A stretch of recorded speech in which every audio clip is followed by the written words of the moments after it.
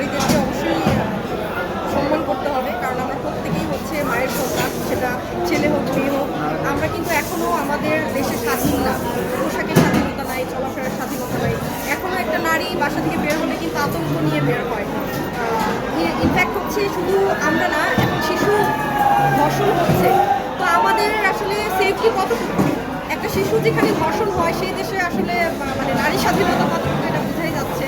তো আমাদের আসলে সবচেয়ে বড় কথা হচ্ছে দিন শেষে নারীরা একটু সম্মান চায় আর কিছু।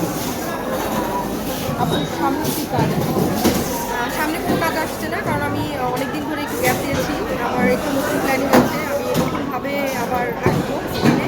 তো এই কারণে আমি নিজে থেকে একটু অফ করেছি। আপনি গল্প সিলেকশনের জন্য যে ভালো কোনো কাজ হয়? না না না, গল্প সিলেকশন না, আমার অন্য ধরনের একটা প্ল্যান আছে। মানে এই জন্য আমি একটু অফ করে দিয়েছি যে আমি একটু গ্যাপের পর নতুনভাবে একটু প্ল্যান করেছি। সেটা সেটা গল্প গল্প হোক বা আমার নিজে কোনো ক্যারেক্টার হোক, যেটাই হোক, আমি একটু ডিফারেন্ট হয়ে যাই। প্রযোজনায় আসছে মৌমিতা মৌ?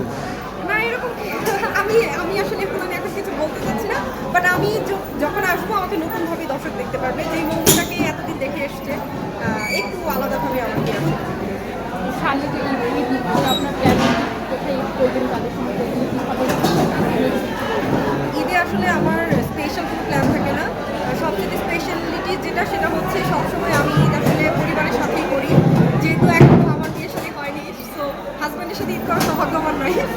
সেটা জানি না কবে হবে, সামনের বছর হতেও পারে যদি আল্লাহ চায়। তো পরিবারের সাথে ঈদ করা হয়।